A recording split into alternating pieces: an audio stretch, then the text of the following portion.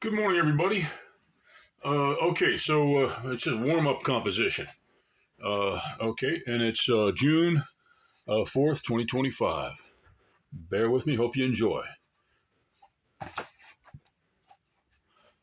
Going to give me a mark. You're going to turn your paper all the way around in a 360-degree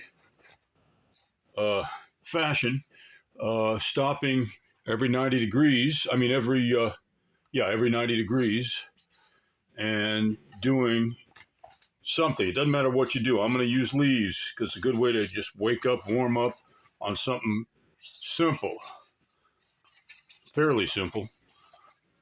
Uh,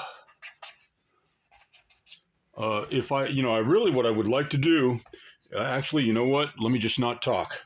You're going to see what I would like to do, and I will do it.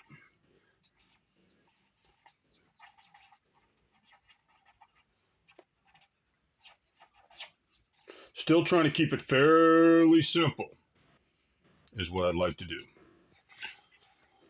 We are rotating